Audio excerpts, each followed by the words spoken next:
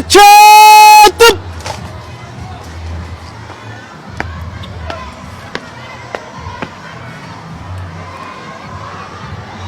مدن مدحوينه وعصرات هذا ودياره وطريق كترسن عيدك بوليسكا جمهورية سوماليلاند oo kugu soo dhaweynaya xafladda 38 dugsi sare oo kamida dugsiyada sare ee magaalada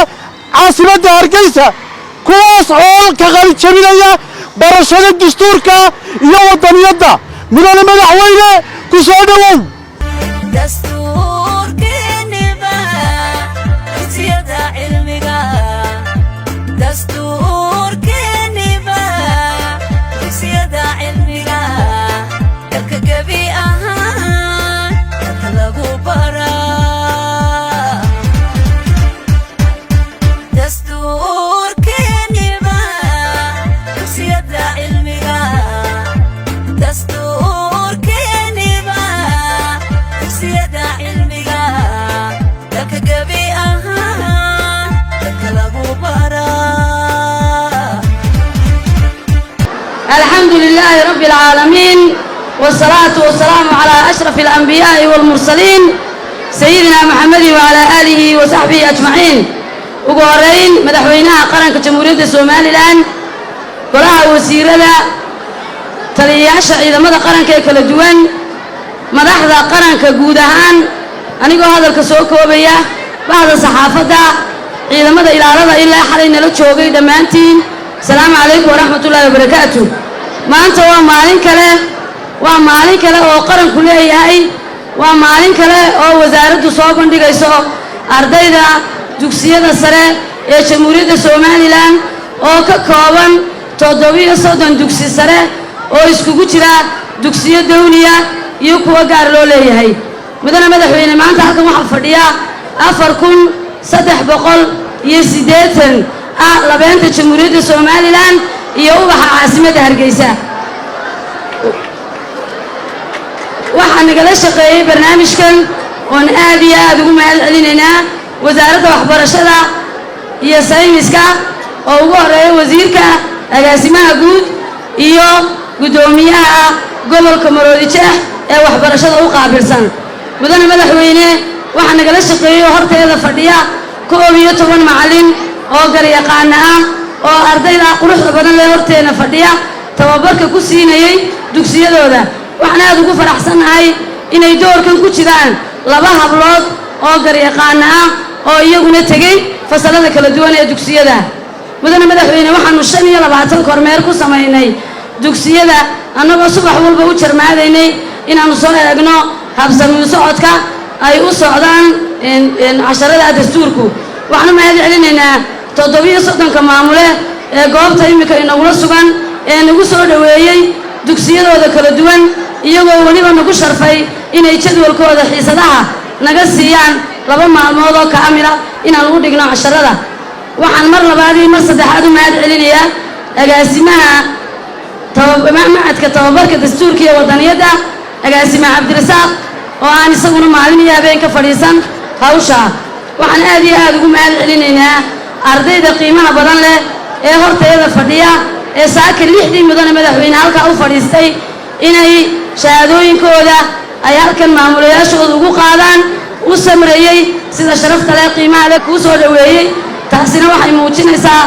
tababarka ay qaateen inuu kordhiyay wadaniyada dal jacaylka iyo inay ixtiraamaan madaxda qaranka iyo mas'uuliyiinta u timid waxaan mar labaad iyo mar saddexaad u mahadcelinayaa hablaha halkan ku sugan ee dugsiyada sare anigoo nimada ka tagay ee galaasida markay joogeen gabayada soo tabinayay dastuurka tixooda tirinayay qaar ka mid ah isaga soo jeediyeen inay aayadaha quraanka inoogu furaan oo diin iyo asturnaan badan ka muuqato iyagana waxa leeyahay anoo bahda hablaha afkooda ku hadlaya habar yar aad iyo aad baan idin hambalyeynaya inta markaan ka tago waxaan mahadcelin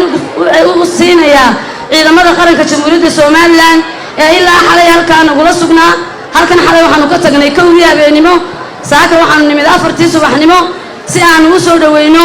ubaxa qiimaha badan leh ee iyaga dartooda xafladda loo sameeyay iyagana waxaan ka codsanayaa maadaama agaasimihi guud ahay inay anshax inoo ilaaliyaan anigoo haweena ayaa maanta hogaaminaya ardaydeeda quruxda badan leh waxaan jeclaan doonaa sidaa inaan madaxweynaha u dhageysano macallimiintiinii baa fadhiya maamulayaashii baa fadhiya taliyayaashii ciidankaa fadhiya waxaa layna eegayaa aqoontu inay maanta inaga muuqato dastuurkii aan baranay inaga muuqdo saaad noogu soo dhaweyseen dugsiyada ayaan jecelahay halkaa maanta inay ka muuqato madaxweynuhu ku farxo annagana aad muujisaan tacabkaanu soo gallay mar labaad iyo mar saddexaad waxaan u mahad celinayaa agaasimaha tv-ga qaranka iyo agaasimaha raadiyowga oo iyaguna naga caawiyey habsami socodka xafladda dokumentariga aad daawan doontaan mar walbana wasaaradda warfaafinta dhaqanka iyo wacyigelinta mahad badan baan u haynaa mar labaad iyo mar saddexaad waan idiin mahad celinayaa soo dhowaada noolaada soo kora kobca dastuurka nala qaybiya qarannimada nala ilaaliya aad iyo aad baad u mahadsantihiin بسم الله الرحمن الرحيم الحمد لله رب العالمين والصلاة والسلام على رسول الله صلى الله عليه وسلم وبعد مدحوينات جمهورية الصوماليلاند وزيرك الدستور يحيرك قضاياشة وزيرك وحبرشده dhammaan madaxda qaranka ee kala duwan dhammaan xildhibaanada dhammaan mudanta jamhuuriyadda Soomaaliland macallimiinta agaasimaha guud ee wasaaradda xiriirka golayaasha iyo dastuurka dhammaan dhalinyaradan quruxda badan ee maanta xafladan qaran ee qiimaha badan aynu isugu nimi dhammaan ciidamada qaranka dhammaan macallimiinta iyo garyaqaanada dhammaan mudanta kale ee aanan magac dhabin maanta halkan joogta dhammaantiin baa assalaamu calaykum waraxmatullaahi wabarakaatu intaa kadib waa madal qaran oo qurux badan oo mustaqbalkii iyo future-kii ummaddani ay lahayd oo baratay dastuurka ay leedahay iyo waddaniyadda qof kasta oo Soomaaliland laga rabo inuu yeesho nasiib u yeeshay inay soo bartaan oo maanta gebagabadeedii iyo go'aankeedii ugu dambeeyay aynu joogno waxaan uga mahad celinayaa dhammaan intii ka qayb qaadatay qorshahani wuxuu ahaa sidii mas'uuliyiintii iga horreysayba tilmaantay halabuur cusub oo uu la dhashay madaxweynaha jamhuuriyadda Soomaaliland waxa weeyaan halabuuradiisii ugu horreeyey ee dalka lagu hormarinayay ka mid ahaa iminkana hana qaaday oo qof kasta oo Somalilander ah waxa weeyaan waajib ku ah inuu barto dalkiisa iyo dadkiisa iyo dastuurkiisa taasoo runtii ahayd waxyaabaha inoo suurto galay oo ay ka mid ahayd shaqadii qaranka dhalinyarada shaqo qaran oo ay ka mid ahayd barashada dastuurka iyo waddaniyadda waxyaabahaasoo dhani waxay ka mid ahaayeen halabuurkii madaxweynaha jamhuuriyadda Soomaaliland uu la yimi ahna in mas'uul kasta oo waxa weeyaan qarankan ka mid yahay qaybta uu ku leeyahay uu sii hormariyo waxaan runtii si mug leeyahay miisaan looga mahad celinayaa sidoo kale wasiir buuni agaasimaha guud iyo agaasimaha waxa weeyaan xarunta dastuurka Cabdirasaaq oo aad iyo howlwadeennadoodu aad iyo aad ugu tilmaaman inay si mug leh oo miisaan leh uga sii midho dhaliyeen waxa weeyaan mashruuca quruxda badan oo istaraatiijiyadu ay noo samaysan tahay inuu dalkoo dhan wada gaadho iyadoo shaqaalaha dawladda ee kala duwan uu runtii waxa weeyaan in badan oo ka mid yahay nasiib u heleen inay qaateen oo aan filayo inay ilaa 6,000 oo qof oo shaqaalaha dawladda ka mid yahay ay qaateen qorshahana uu yahay in dhammaanba shaqaale weynaha iyo dhammaanba shacabka jamhuuriyadda Soomaaliland وحويان دستورك وطنية كورسيو كيسا وبرتو ما هو وحين إنه كلجين قارو لنا هاي قرن كستوت سيره وأدوك كسره وحليه هاي حرنت وطنية دايوليه هاي وأركيسن وضمد أفريقيا الدحيح وأيقانا كمية هاي كوريا سجال بقولي تطبيق لحدنكي أي بلادين بقولي الصدن يصدح حرمود بو دلكود اللي هي وأي دلكود وحويان ددكود أي أقول اللي يهين دلكوده يوحي وحوي الحق لو يقول لي هاي دلكود إني برتان عرورته إنه وحي وباهن تهاي وما أنت أي برتاي جغرافي كلي دلكوده وحي والريسوس اللي هي دلكوده يوحي ما قرنسا صاحب اللي هي وحي وعدو اللي هي dalkiisu sida uu yahay wixii loo soo maray taariikhdu soo maray tii fogeyd iyo tii dhaweyd labadaba waxa weeyaan waxaasaynu u baahannahay inay beerto isjacayl wada jir iyo midnimo iyo dal jacayl inay beerto ayaynu u baahannahay runtii waxaan kaga baxayaa mashruuca inaynu ilaashano oo si qarannimo u ilaashano oo dalkeena ku ilaashano oo dadkiisa isugu geyno oo midnimo iyo wada jir iyo walaalnimo iyo wadaaca ka ilaalinaynu isugu nimaadno weeye wassalaamu calaykum waraxmatullahi wabarakaatu والصلاة والسلام على أشرف الأنبياء والمرسلين سيدنا ونبينا محمد عليه أفضل الصلاة وأتم تسليما مدحونا جمهورية الصومال الآن مدن موسى بيح عبدي وزيرك وزارة الدين يوقافت جمهورية الصومال الآن وزيرك وزارة وحبرشة سينسك جمهورية الصومال الآن تليها الجود عندما بوليسك جمهورية الصومال الآن برصاب عاصمة أمباسطور عبد الله محمد دعاله حلبان آمنة علمي فريد بديد مرو فاطمة سعيد يدمان أقاسمة الجود وزارة وحبرشة iyo dhammaan marti sharafta halkan maanta iskugu timiday jaamacadda Hargeysa ee nagala soo qayb gashay munaasabadda qalin jabinta ardayda dugsiyada sare ee caasimadda dalka Jamhuuriyadda Soomaaliland ee dhan 4,000 aad iyo aad ayaan inigaga mahadnaqaynaa anigoo ku hadlaya magaca wasaaradda xiriirka golayaasha iyo arrimaha dastuurka mudane madaxweyne ujeedada xafladan ardayda dugsiyada sare ee caasimadda Jamhuuriyadda Soomaaliland ee dhamaysatay barashada dastuurka dalka Jamhuuriyadda Soomaaliland iyo wadaniyadu 2024 waxa ay dhan yihiin 4,026 arday oo ka mid ah ardayda caasimadda dalka Jamhuuriyadda Soomaaliland mudane madaxweyne dal jacaylka iyo wadaniyadu waxay ahayd mudnaanihii ballanqaadkii xisbiga talada dalka haya ee kulmiye tiirkiisii koowaad ee arrimaha bulshada sida ku xusan qodobkiisa 116 farqadiisa koowaad beydkiisa labaad barnaamijka siyaasadda xisbiga kulmiye ee 2017 adiga mudane madaxweyne lagu doortay ilaa iyo 2022 mudane madaxweyne iyada oo la fulinayo laguna shaqaynayo siyaasadda xukuumadda aad madaxda ka tahay waxay wasaaradda xiriirka golayaasha iyo arrimaha dastuurka u xil saaran tahay waa xiriirinta saddexda gole ee dastuuriga ah iyo ilaalinta iyo faafinta iyo barashada dastuurka dalka Jamhuuriyadda Soomaaliland mudane madaxweyne waxa taariikhda la aasaasay oo digreeto madaxweyne lagu aasaasay wasaaradda xiriirka golayaasha iyo arrimaha dastuurka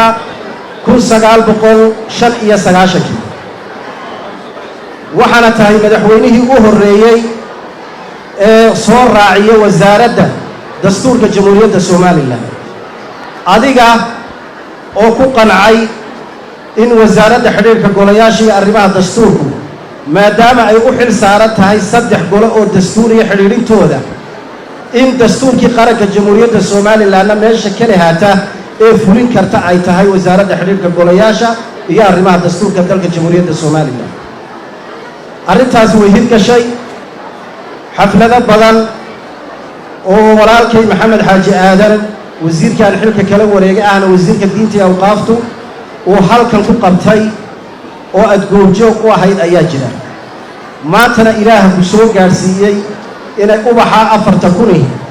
oo badankooda ay dhasheen muddada 2000 iyo wixii ka dambeeyey in maanta ay arkaan adiga oo dastuurka ay baranayaan u codaynayay oo maqal iyo muuqaalba leh waa wax ilaahay aad iyo aad loogu mahadnaqa weyn waana siyaasad hirgashay mudane madaxweyne oo maanta aanu ku hagayno wasaaradda dastuuriga ah ee qaranka u xil saaran xidhiidhinta saddexda gole iyo dastuurka dalka jamhuuriyadda somalilan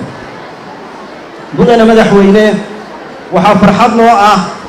in maanta 4,000 oo u badan gabdho ay maanta ku hubaysan yihiin aqoon xeel dheerna u leeyihiin loogana warramaynin dastuurka dalka jamhuuriyadda somalilan iyo xeerasha ka farcama iyo waddaniyadda inaan maanta intaa iyo intii ka qalin jabisay iyo inta baran doontaba aan looga warramaynin farxad weyn ayay mudane madaxweyne noo tahay mudane madaxweyne markii aad wasaaradda ku soo dartay qaybta dastuurka waxaa ka dhalatay in sidee barnaamijkii loo fulinayaa la yidhaahdo oo wasiir maxamed xaaji aadan cilmi laysla eegay dastuurkii lagu soo dariya sidee loo fulinaya guddi ayaa loo saaray waxay sameeyeen barnaamijkii lagu baran lahaa dastuurka waxaana runtii aan maanta rabaa halkan inaan ka sheego iyadoo mudane madaxweyne dhalinyarna ayna hor fadhido taariikhdana qalinjabintii u dambaysay ee jaamacadda camuud aad ka qayb gashay hadal aad halka aad ka tiri oo ahaa qofka wax soo kordhiya iyo qofka waxa weeyaan talo qaran bixiya oo wax ku oola oo la fuliyo waa in la sheego waxaan runtii maanta halkan ka xusayaa 8 qof oo maanta barnaamijkan hirgelintiisa iyo taabagelintiisaba iska lahayd siyaasaddaana ay fulisay wasaaradda xidhiirka golayaasha iyo arrimaha dastuurka kow dr adna aadan ismaaciil dr bulxan dr maxamed sheekh xasan taani dr aadan muuse jibriil dr jaamac muuse jaamac axmed siciid cige siciid cali muuse iyo xasan cabdi madar runtii waxa aan jecelahay in dadkaasina ay noqdaan sida wasaaraddaba ku jirta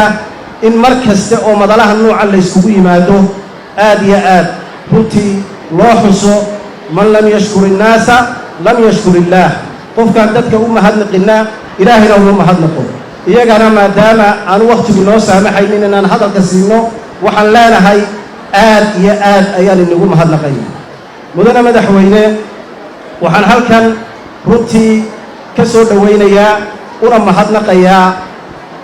xildhibaan aamine cilmi fariid oo nagala soo qayb gashay munaasibaddan oo golihii wakiilada wasiirka u ahaa ku matalaysa iyo marwe faadumo siciid oo runtii halkan aanay maanta nooga suurto gelin inay hadalkii ardaydan iyo hablahan ay u jeediso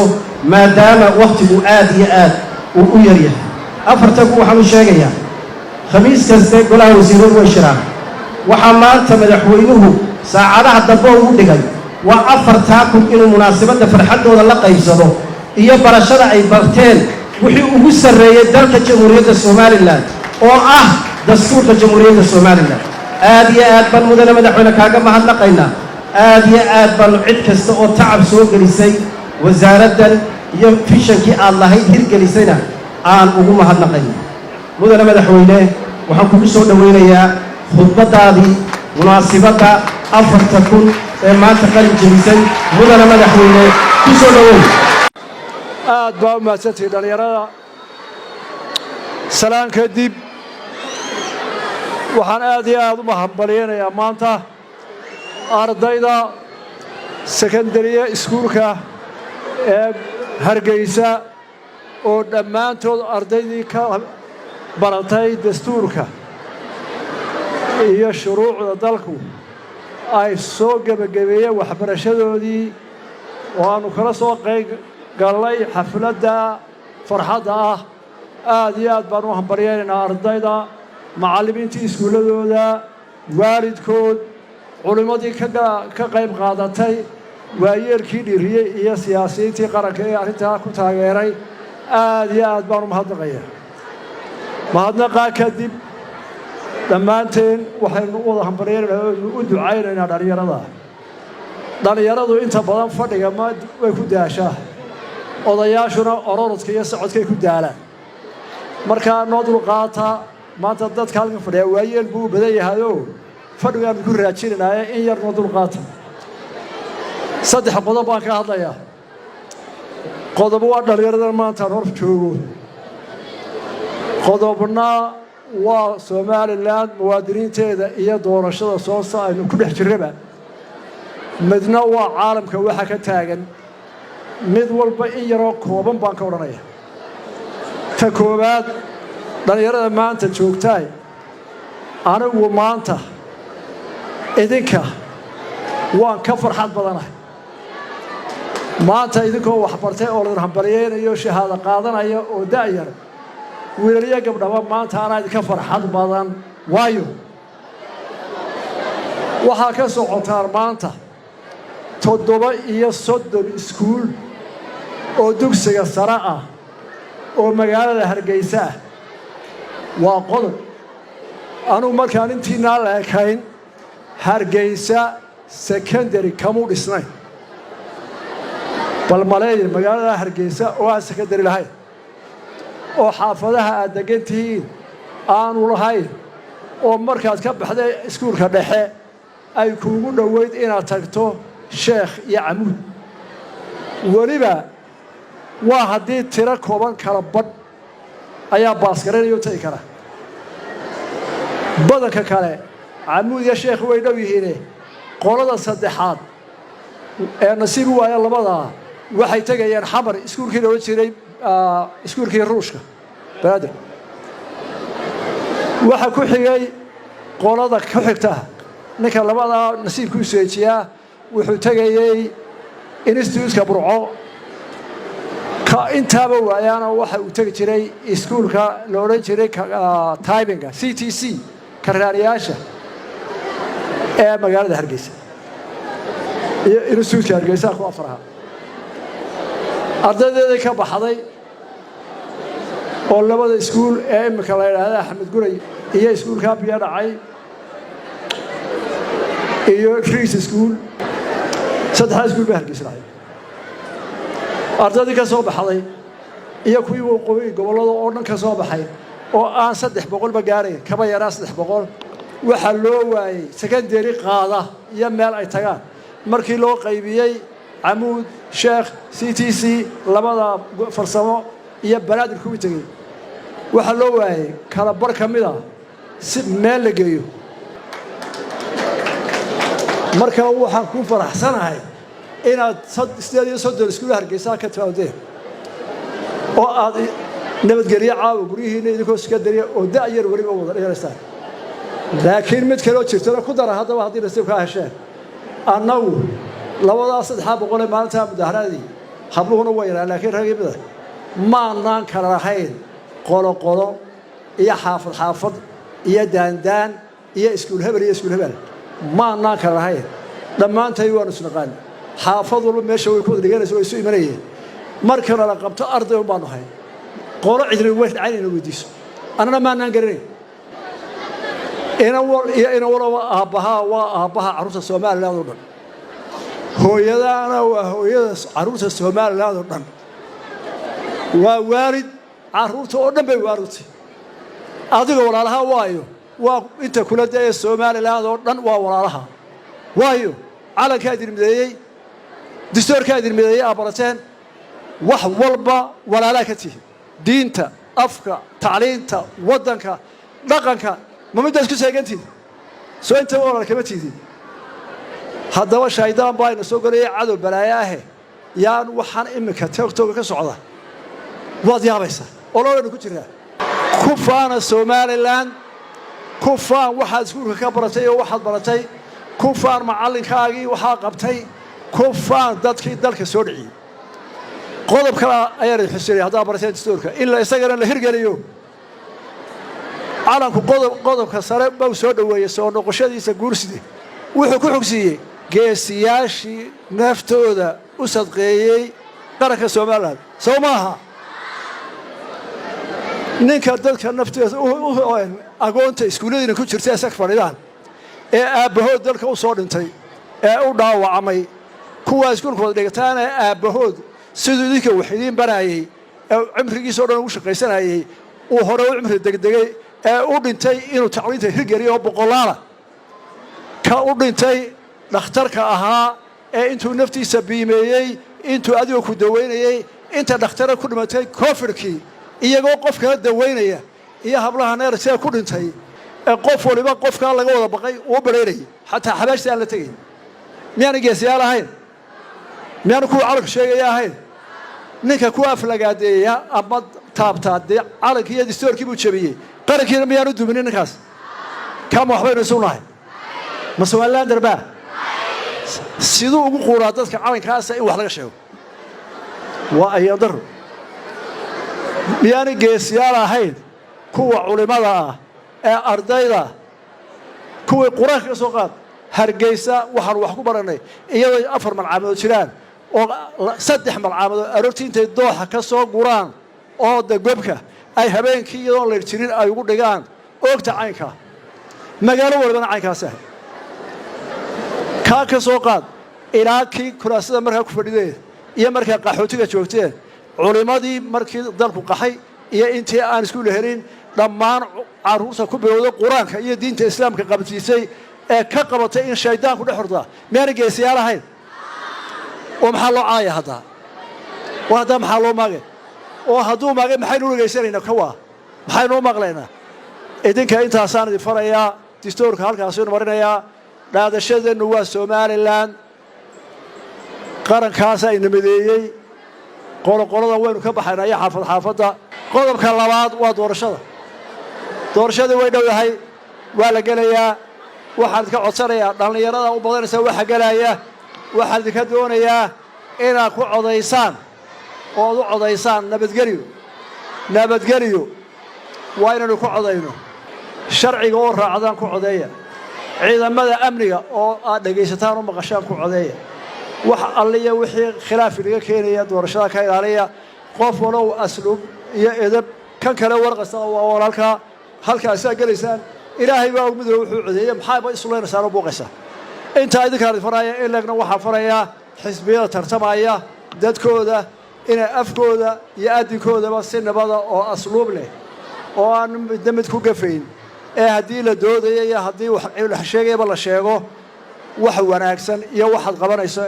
in laga ilaaliyo intaasaan codsanaya taana qodobka saddexaad baan u gudbaya maanta caalamka waa ogtiin waxa dagaal ka jira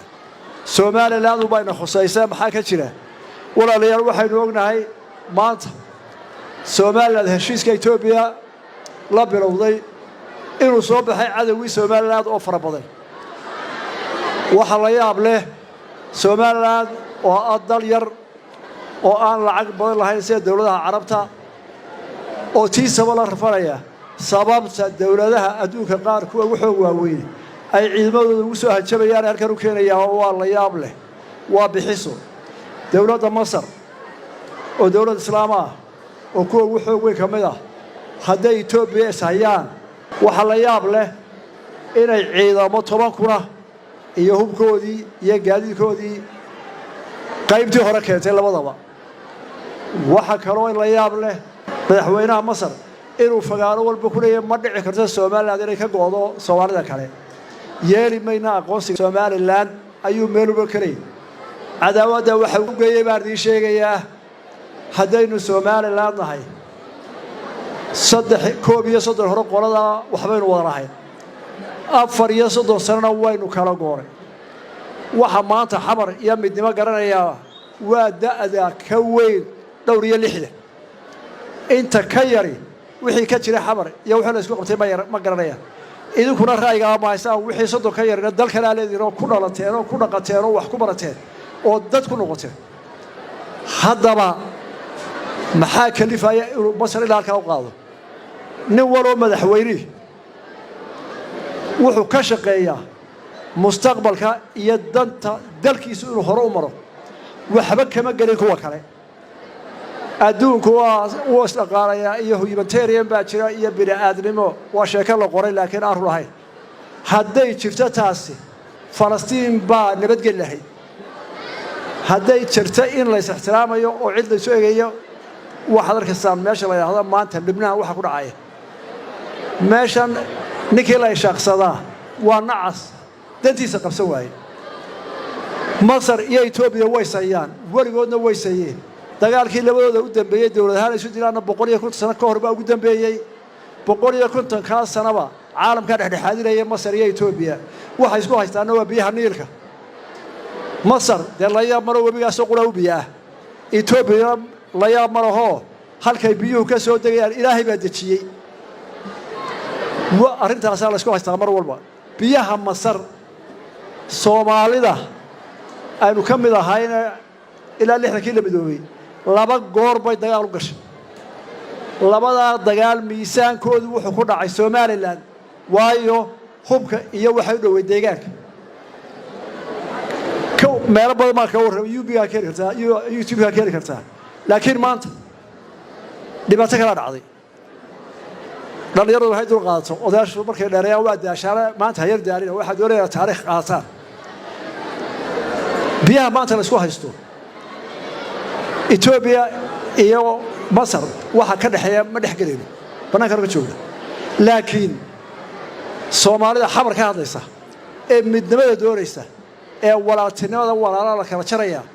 iyo dhulkii ayaga baa bad la qaadanaya leh bal laba su'aalood oo qof walba ka jawaab kara ayaan weydiinaya waa marka hore nin kale Somaliland waa laba gobol oo aniga iga mid ah ma noqon karaan dawlad ma tashan karaan aniga xukuma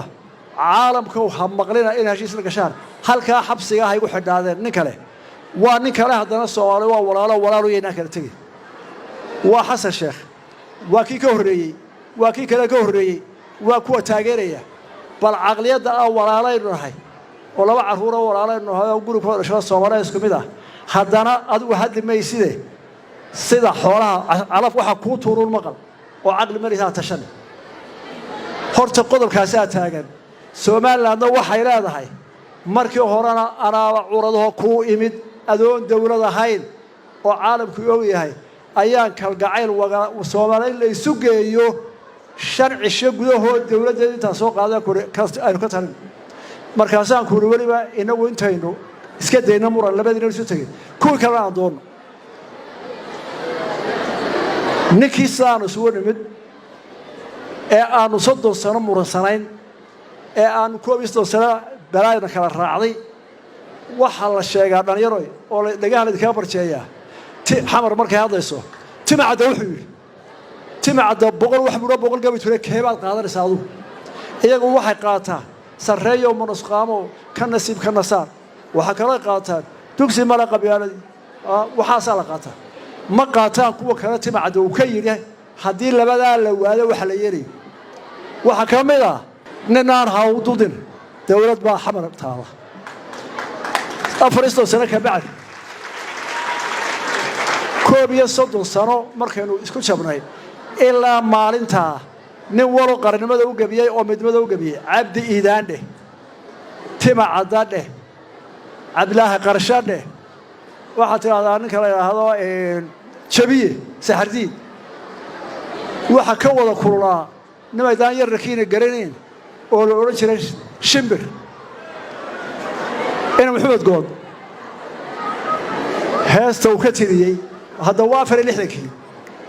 gorafkaaga xoor kale la iskama gambiye halka hadii la noo soo qaata labadii jibadii 59kii oo la nagu asqeeyo oo tabashadii abwaanintii mid walba intuu aynaan maqal oo aan rabo qolada dastuurka baraysa dhalinyaradu in lagu daro taariikhda soo dhacday inaan waxaan ahayn wax maanta u ah sidaa darteed waxa aweesheen go'aamiyeen oo kuwii ku saanta ku qoray badda ahaa waxay ragii kale calanka u halgamay ee siyaasiyiinta ahaa dhammaantood siraaci waxay geesiyaasha nooc walba rag iyo dumarba ee dalka dhisay aqoon gaara dagaal xabad dhiig waxay go'aamiyeen oo awiyaasheen inay leeyihiin anna aanu idiin sheegaynaa ku inuu yaryaroo dhalow inaad qaadataan in aan somaliland iyadu mooyaane ilaahay mooyaane bini'aadmi u kale go'aankeeda yeelan iyo taladeeda ku kastuu yahay ka xoog ku yimaadana ama xoog ku hanqaadayana inay somaliland mid soo dhabarka ka jabinayso weligeedna somaliland in lagama guulayso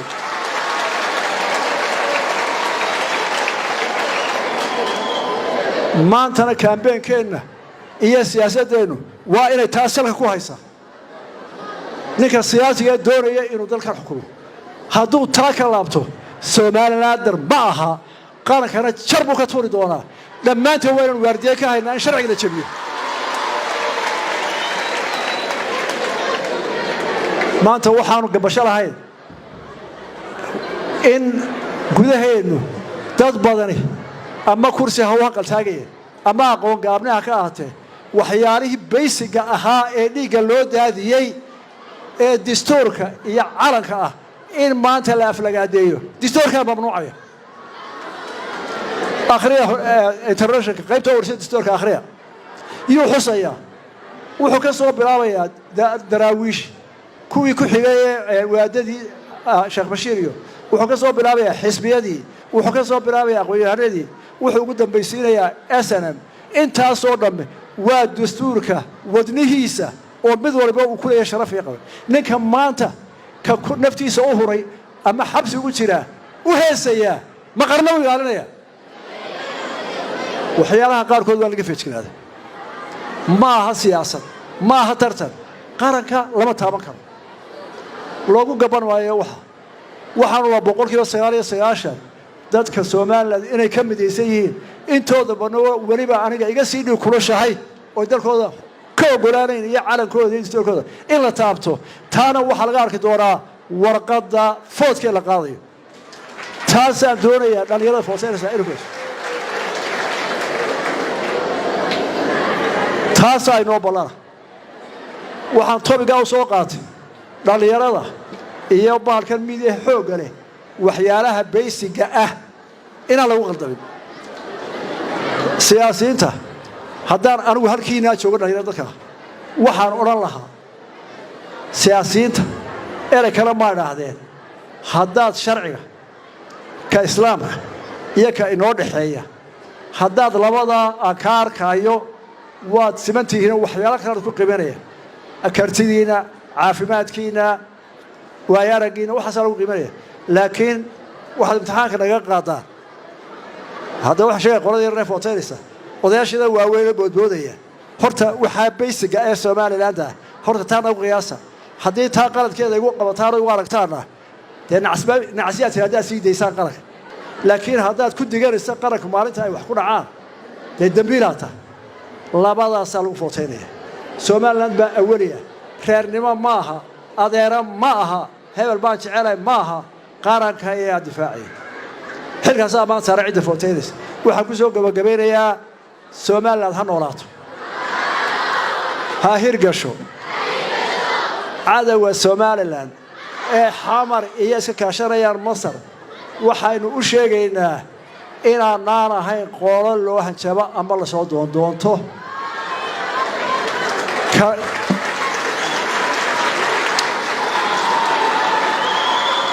kuwa waa mahadsantii qarannimo qofka qarannimada ku gafaayana meel baan ugu soo jeegaynaa haddii cidla eedeynaya ama la oran dalka disay maxaad ka qabatay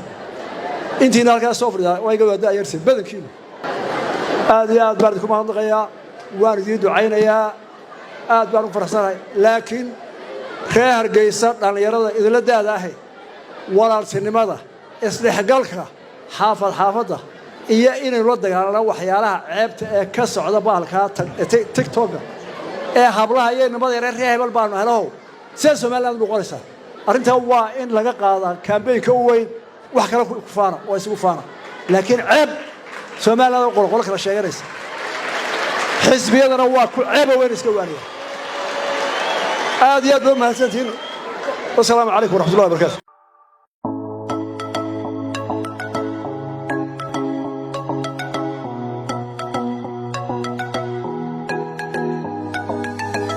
وهاجاك دعوة ضيالي مكو حلقو سوغانا حرونتا جامعة هرقيسا ومانتا لوغو سو خيريو تابر مدد يرسو سعودي أرضي وحكبرنيسا حرونتا دستور كاي ودنيات داي وزارة حرير كلياشي أرماء دستور كسوماليلان تاسو لوغو بريا أرضيدا دستور كاي ودنيات داي مكو حبر بركي تاغن agaasimaha xarunta dastuurka iyo wadaniyada ee wasaaradda xiriirka golayaasha iyo arrimaha dastuurka Soomaaliland Cabdirasaaq Yuusuf Daraakili Cabdirasaaq soo dhawow marka hore bal waxaad nooga warbixisaa maanta iyo waxa idinka dhigan tahay munaasabadan bismillaahir rahmaanir rahiim aad baad mahadsantihiin telefishinka qaranka Jamhuuriyadda Soomaaliland shabaab noo ku salaamaya maxamed runtii maanta waa farxad gaar ah noo tahay waxay la mid tahay maalmihii hore sanadkii saddexaad ayaa waxa halkan nooga qalin jabinaya arday baratay barashada dastuurka iyo wadaniyada Jamhuuriyadda Soomaaliland iyo fahamka dawladnimada oo gaaraya 4000 oo arday sanadkan waa sanadkii ugu badnaayeen waa ardayda wax ka barata marka hore ku jirta dugsiyada sare caasimadda sanadkan waxaan u gaar yeelay oo qayb ka ah oo ardaydan maanta halka ku dhameystiranaysa madaxweynaha Jamhuuriyadda Soomaaliland maanta halkan ugu soo xirayo waa 4000 oo arday oo ka kala socda dhammaan dugsiyada sare ee caasimadda Hargeysa kuwa dawliga iyo kuwa gaarka loo leeyahay marka waa arrin runtii guul weyn oo ay gaadhay wasaaraddu oo aan ku faraxsanahay maanta in halkan aanu soo gaadhno waana wixii dalka oo la barayo sharcigii wadankooda dastuurkii fahamkii dawladnimada marka aad iyo aad baan runtii u soo dhaweynayaa aad iyo aadna waa mahadsantihiin Cabdirasaaq markaad eegto Soomaaliland in badan waxa lagu xabin jiray dadkeeda dastuurka ma bartaan in badanna waxa wasaaradaha isku daydeen in dastuurka lagu soo daro manhajka dawladda ama manhajka waxbarashada Soomaaliland bal maanta ardayda inta laga wax baratay maxaad isleedahay waxay ka bedeli karaan halkii hore la taagnaa aad baad maasan tahay arrintaasi waxay arrin siyaasad in waxbarashada manhajka lagu daro aanu ku wada shaqeynay wasaaradda waxbarashada Jamhuuriyadda Soomaaliland iyo wasaaradda xiriir golayaasha arrimaha dastuurka qaybtii hore jaamacadaha waa lagu daray waa la dhameeyay dastuurka iyo wadaniyada waa lagu bartaa qaybtana imika gacanta lagu hayaa oo wasaaradda waxbarashada iyo wasaaradda gacanta ku haysa waxaan rajaynayaa in ay sanadaha dambe soo socdo insha Allah lagu dhagan doono manhajka waxbarashada imikana arrintan laftigeeda wasaaradda waxbarashada nagala shaqeysay maadaama ayadu ay iskuulada iyo waxbarashada mas'uul ka tahay annagoo tababar iyo wacyigelin ay tahay qayb bay naga ahaayeen way nala shaqeynayeen arrintanna qayb weyn bay ka ahaayeen aad iyo aad mahadsantihiin aad baa wadaad adiga insha Allah وهاجاك إمك واحد بربركة تاجر اسمها جودة وزارة وحبرشة إيو ساينس كقرن كجمهورية السوماليلان مثلا هاجا اسمه ما أنت حالكن واحد تعبر له قصة حرية أرضي دكسية الصلاة السوماليلان أو ما أنت الدستور كي برتي كوزارة هل ما حد كان يتعرض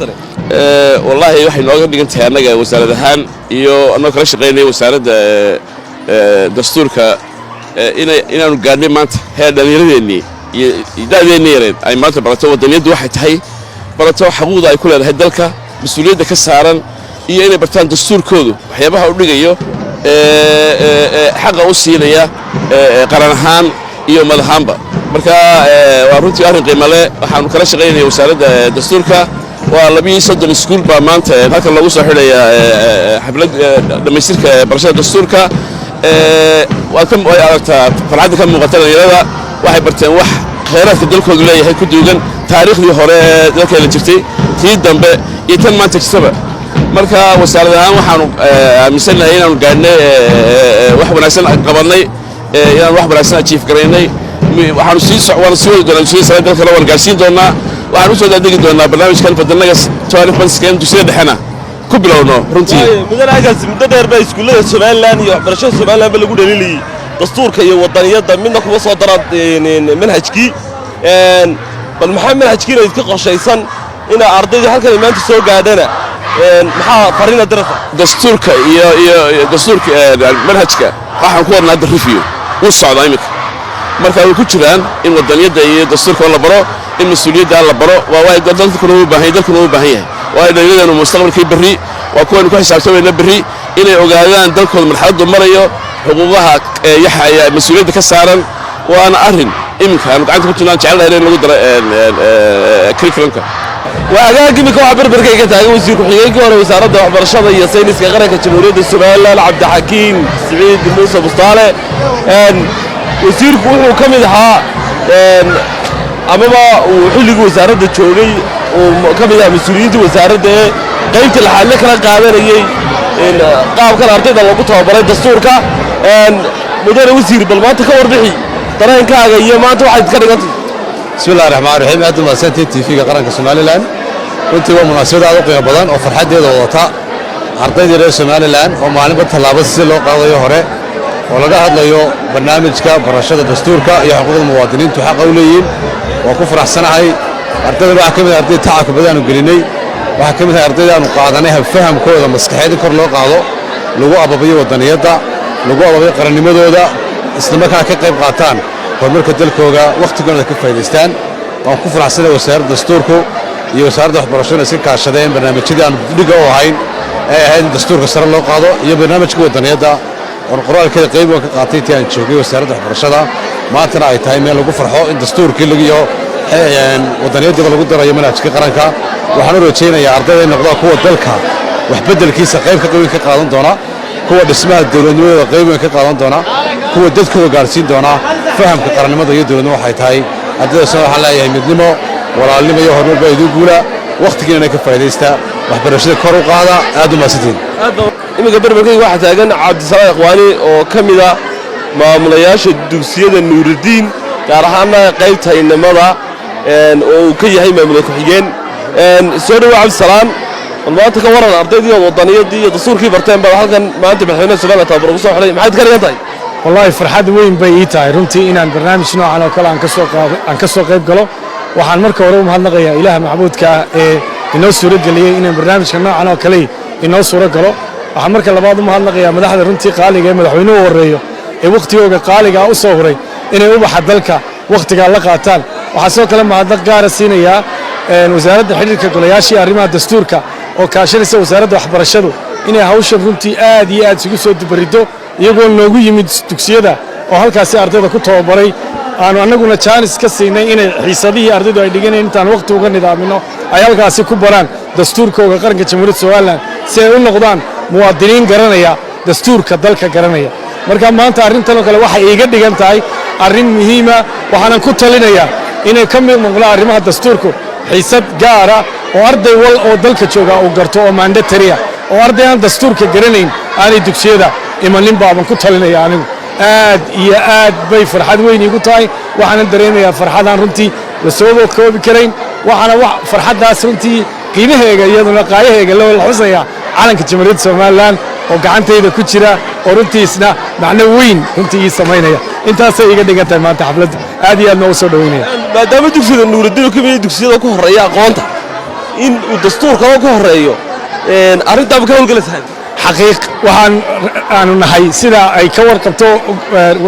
gudoomiyaha wasaaradda waxbarashada gobolku siduu ka warayo waxaan ku jirnaa dugsiyada sida gaarka xidhiir ula leh wasaaradda waxbarashada aadna u soo dhammeeya dhaqaaq kasta oo wasaaradda waxbarashada ay samayso waxaananu diyaar u nahay inaannu intan iyo in ka badanba aanu insha allahu tacaala ku dhiirigelina ardayda qaranka jamhuuriyadda somalilan inay bartaan dastuurkooda oo runtii arrin waajib ah aad iyo aad baad u mudantahay assalamu calaykum waraxmatullah